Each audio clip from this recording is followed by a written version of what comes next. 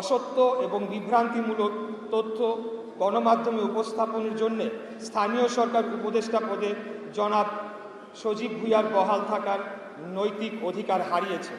তিনি শপথ ভঙ্গ করেছেন। শপথ ভঙ্গ করার জন্য আমরা তার পদত্যাগ দাবি করছি। গতকাল 16 জুন স্থানীয় সরকার উপদেষ্টা জনাব আসিফ মাহমুদ সজীব ভুঁইয়া বলেছেন, শপথ গ্রহণের বিষয়টি বিচারাধীন থাকা অবস্থায় গ্যাজেটের মেয়াদ শেষ হওয়ায় শপথ পড়ানো যায়নি। তার এ কথা সত্য হলে ভবিষ্যতে কোনো নির্বাচিত প্রতিনিধি আর শপথ পড়ার সুযোগ পাবেন না। অর্থাৎ বিজয়ী প্রার্থীর নামে গ্যাজেট প্রকাশিত হলে পরাজিত প্রার্থী নির্বাচনী ট্রাইব্যুনাল মামলা নম্বর 15/2020 ঢাকা দক্ষিণ সিটি কর্পোরেশনের মেয়র নির্বাচনে বিগত 1 ফেব্রুয়ারি 2020 তারিখে মেয়র নির্বাচনের ফলাফল ও 4 ফেব্রুয়ারি 2020 তারিখে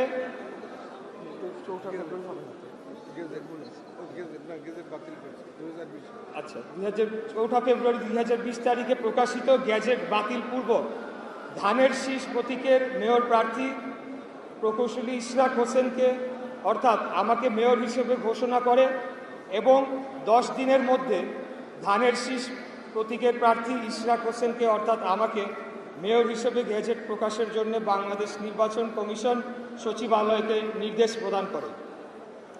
এই নির্দেশনা অনুযায়ী নির্বাচন কমিশন 10 দিনের মধ্যে 27 এপ্রিল সংশোধিত গ্যাজেট প্রকাশ করে প্রয়োজনীয় ব্যবস্থা গ্রহণ করে স্থানীয় সরকার বিভাগে পাঠিয়ে দেয়। এই সংশোধিত গ্যাজেট পেয়ে শপথ অনুষ্ঠানের আয়োজন ছাড়া স্থানীয় সরকার বিভাগের আর কিছুই করণীয় নেই। তবে শপথ অনুষ্ঠানকে বিলম্ব করার জন্য ট্রাইব্যুনালের রায়ের বিরুদ্ধে নির্বাচন কমিশন আপিল দায়ের করবে কিনা, নির্বাচনী ট্রাইব্যুনালে আর্জি সংশোধনের সুযোগ নেই ইত্যাদি বিষয়ে প্রশ্ন তুলে কাল বিলম্ব করে শপথ অনুষ্ঠানের আয়োজন থেকে বিরত থাকে। গতকাল 16 জুন স্থানীয় সরকার উপদেষ্টা জনাব আসিফ মাহমুদ সজীব ভুঁইয়া বলেছেন, শপথ গ্রহণের বিষয়টি বিচারাধীন থাকা অবস্থায় গ্যাজেটের মেয়াদ শেষ হওয়ায় শপথ পড়ানো যায়নি। তার এ কথা সত্য হলে ভবিষ্যতে কোনো নির্বাচিত প্রতিনিধি আর শপথ পড়ার সুযোগ পাবেন না। অর্থাৎ বিজয়ী প্রার্থীর নামে গ্যাজেট প্রকাশিত হলে পরাজিত প্রার্থী অথবা যে কোনো একজন নাগরিককে সজীব ভুঁইয়ার মতো একজন ব্যক্তি ইন্ধন দিয়ে শপথ না পড়ানোর জন্য মহামান্য হাইকোর্ট ডিভিশনে রিট মামলা দায়ের করবে। আর ওই রিট মামলা 30 দিন অনিষ্পন্ন থাকলে গ্যাজেটে উল্লেখিত 30 দিনের মেয়াদ শেষ হয়ে গেলে ভবিষ্যতে কোনো জনপ্রতিনিধি শপথ পড়ার সুযোগ পাবেন না। মূলত স্থানীয় সরকার উপদেষ্টা রাজনৈতিক ও আর্থিক অন্যায়ভাবে লাভবান হওয়ার জন্য তার পছন্দের একজন ব্যক্তিকে প্রশাসক নিয়োগ করে আর্থিক ও রাজনৈতিকভাবে ফায়দা লোটার চেষ্টা করছেন। এক্ষেত্রে জনাব সজীব ভুঁইয়া দেশের জনগণের ম্যান্ডেটকে অবজ্ঞা করেছেন। গণতন্ত্রকে বৃদ্ধাঙ্গুলি দেখিয়ে অসত্য তথ্য দিয়ে জনগণকে বিভ্রান্ত করেছেন, যা প্রতারণার শামিল। স্থানীয় সরকার উপদেষ্টা উল্লেখ করেছেন, ঢাকা দক্ষিণ সিটি কর্পোরেশনের জনগণ দীর্ঘদিন ধরে নাগরিক সেবা হতে বঞ্চিত হচ্ছে। আমার দৃঢ় বিশ্বাস বয়স এবং অভিজ্ঞতা কম হওয়ার কারণে তিনি জানেন না সিটি কর্পোরেশনের কোন দপ্তরে কী ধরনের সেবামূলক কাজ হয়ে থাকে। জরুরি সেবার মধ্যে জন্ম মৃত্যু সনদ, নাগরিক সনদ ও ওয়ারিশি সনদের কাজ করে থাকেন ওয়ার্ড সচিবগণ। প্রতিটি ওয়ার্ডে স্থায়ীভাবে একজন ওয়ার্ড সচিব রয়েছেন। 1 থেকে 6 বছরের শিশুদের টিকা খাওয়ানোর কাজটি ইপিআই করে থাকে। প্রতিটি ওয়ার্ডে তাদের ঔষধ এবং অফিস রয়েছে। মশক নিধনের জন্য প্রতিটি ওয়ার্ডে কার্যালয়ে স্প্রে মেশিন এবং ফগার মেশিন রয়েছে। ভান্ডার বিভাগ থেকে তারা ইনসেকটিসাইড এবং লার্ভিসাইড নিয়ে তারা স্প্রে এবং ফগিং করছে, এটি চলমান রয়েছে। ডেঙ্গু চিকুনগুনিয়ার জন্য বর্তমানে নাগরিক সচেতনতা বৃদ্ধির জন্য প্রতিটি ওয়ার্ডে কমিটি গঠন করে দেওয়া হয়েছে। সিটি কর্পোরেশনের জরুরি কাজে ব্যাঘাত ঘটে থাকলে 12 ঘন্টার মধ্যে শহরের কোরবানির বর্জ্য অপসারণ করা সম্ভব হতো না। অবশেষে আমি বলতে চাই, উপদেষ্টা জনাব আসিফ মাহমুদ বয়সে খুবই তরুণ, সামনে তাকে অনেক পথ পাড়ি দিতে হবে। কাজেই জনগণের প্রতি শ্রদ্ধাশীল আচরণ, আদালতের রায়ের প্রতি সম্মান প্রদর্শন তার নিকট হতে কাম্য। অসত্য তথ্য দিয়ে জনগণকে বিভ্রান্ত করা তার কাজ নয়। কারণ এত অত্যাচার নির্যাতন সহ্য করে যে সকল জনগণ তাদের নির্দিষ্ট লক্ষ্য হতে বিচ্যুতি হননি, তাদেরকে তিনি বিভ্রান্ত করতে পারবেন না। অসত্য এবং বিভ্রান্তিমূলক তথ্য গণমাধ্যমে উপস্থাপনের জন্যে স্থানীয় সরকার উপদেষ্টা পদে জনাব সজীব ভুঁইয়ার বহাল থাকার নৈতিক অধিকার হারিয়েছেন। তিনি শপথ ভঙ্গ করেছেন। শপথ ভঙ্গ করার জন্য আমরা তার পদত্যাগ দাবি করছি। প্রিয় উপস্থিতিবৃন্দ, এটি ছিল আজকে আমাদের লিখিত বক্তব্য, যেই বক্তব্যটি আপনারা ইতিমধ্যে শুনেছেন। আর আমাদের এখানে বেশি কিছু বলার নেই। ওনাদের হাতে পৌঁছে দেওয়া হবে। আমাদের এই বক্তব্যের একটি কপি, লিখিত কপি আমাদের সাংবাদিক ভাইদের কাছে পৌঁছে দেওয়া হবে। আমি সাংবাদিক ভাইদের প্রতি একটু অনুরোধ জানাবো যে আপনারা অনেক দিন ধরে আমাদের এই আন্দোলনের সাথে যুক্ত রয়েছেন এবং আপনারা প্রতিনিয়ত এই আন্দোলনকে আপনাদের মতো করে আপনারা কাভারেজ দিয়ে চলেছেন এবং বিভিন্ন ব্যক্তিবর্গের সাথে কথা বলেছেন। আপনারা জানেন যে এই আন্দোলনের সাথে এই ঢাকা দক্ষিণ সিটি কর্পোরেশনের সর্বস্তরের কর্মকর্তা কর্মচারীবৃন্দ এবং ঢাকা দক্ষিণের স্থানীয় বাসিন্দা যারা এই এলাকার ভোটার, তারা রোদ, বৃষ্টি, ঝড়, ঈদের ছুটি সব কিছু উপেক্ষা করে কিন্তু স্বতঃস্ফূর্তভাবে এই আন্দোলনে তারা যোগদান করেছে। এবং আপনারা দেখেছেন যে ইতিপূর্বে আমাদের এই আন্দোলনটি এত বৃহৎ পর্যায়ে চলে গিয়েছিল, আমরা কিন্তু নগর ভবনের গণ্ডি পেরিয়ে সেখানে রাজপথে অবস্থান করেছি এবং সেটি পরবর্তীতে সচিবালয় ছাড়িয়ে যমুনার দিকে পর্যন্ত গড়িয়েছিল। পরবর্তীতে সরকার আমাদেরকে 2 দিন সেখানে প্রায় অবস্থান করার পরে আমাদের কাছে একটি বার্তা আসলো দলীয়ভাবেই যে এটিকে সুরাহা করা হবে এবং আমরা যাতে জনদুর্ভোগের কথা চিন্তা মাথায় করি এবং জনগণের কথা চিন্তা করে আমরা নিজেরাই সিদ্ধান্ত নিয়ে সেখান থেকে সরে এসেছিলাম। ওই ঘটনার মধ্যে দিয়ে আমরা বলতে চাই যে সরকার তখনও আমাদের সাথে প্রতারণা করেছে, এখনও আমাদের সাথে প্রতিনিয়ত প্রতারণা করে চলেছে। আমি বুঝি না যে তাদের উদ্দেশ্যটা কি। এতদিন হয়ে গেল, তারা কোন উদ্দেশ্যে এবং কিসের জন্য, এখানে কি এমন রয়েছে যেটির কারণে তারা আসলে দক্ষিণ এই ধরনের একটি অচল অবস্থা করে রেখেছে, সেটা জনগণ জানতে চায়। আমি আজকে আপনাদের মাধ্যমে আমি দুর্নীতি দমন কমিশনকে আহ্বান জানাতে চাই, আপনারা এখানে আসুন। এসে এখানে যতদিন এই আসিফ মাহমুদ সজীব ভুঁইয়া অফিস করেছে, কি কি দুর্নীতি করে গিয়েছে তার সমস্ত কিছু আপনারা তদন্ত করে তার বিরুদ্ধে প্রয়োজনীয় ব্যবস্থা নিন।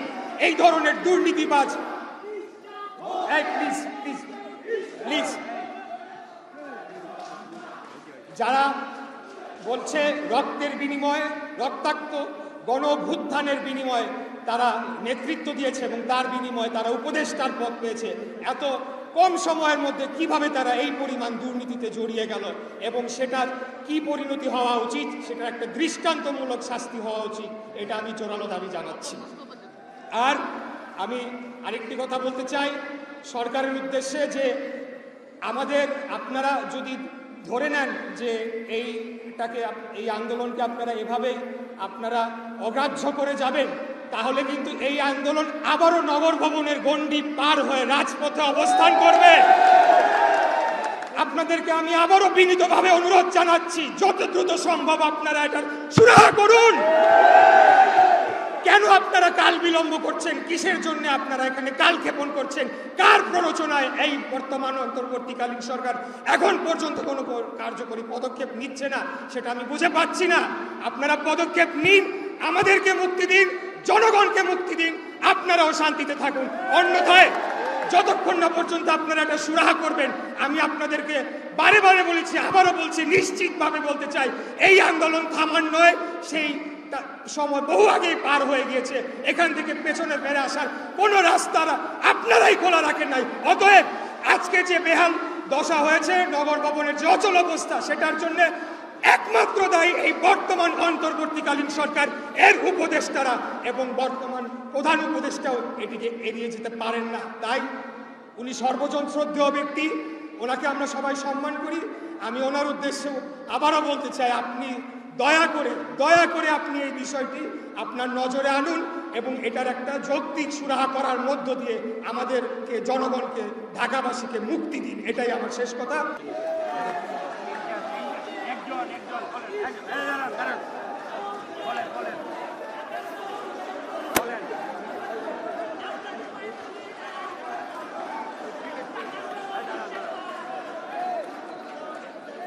না, আমি মেয়র হিসেবে বসি নাই। আমি আপনার প্রশ্নের উত্তরে আমি বলতে চাচ্ছি, আপনার নামের সাথে মেয়র কেন লিখছে এটা জানতে। ধন্যবাদ আপনার প্রশ্নটির জন্য। আমি আপনাদেরকে অনুরোধ জানাবো, আপনারা নির্বাচন কমিশন কর্তৃক যে গ্যাজেটটি প্রকাশিত হয়েছিল, দয়া করে সেই গ্যাজেটটি আপনারা পুনরায় করবেন। যদি আপনাদের সেটি সংগ্রহ করতে অসুবিধা হয়, আমাদের কাছে বললে আমরা সেটা একটা কপি আপনাদেরকে দিতে পারবো। তাহলে হয়তো আমার বিশ্বাস এই প্রশ্নের উত্তরটি পেয়ে যাবেন। Thank you.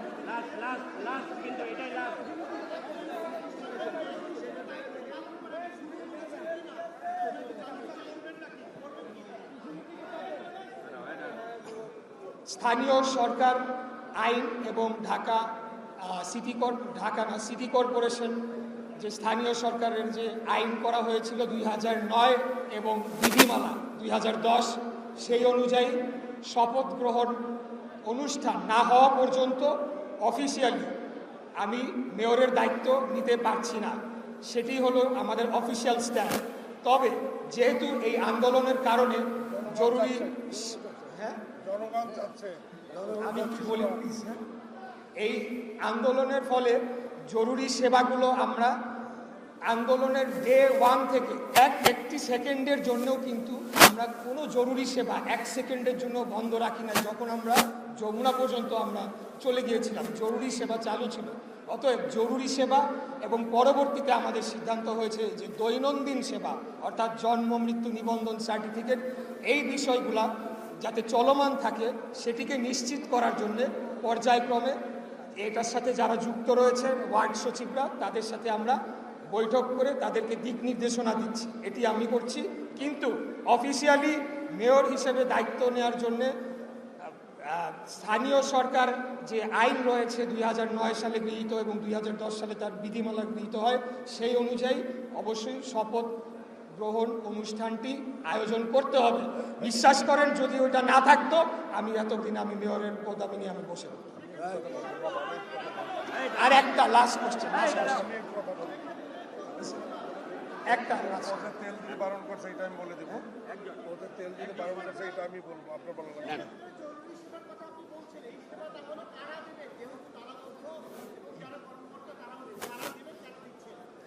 ধন্যবাদ।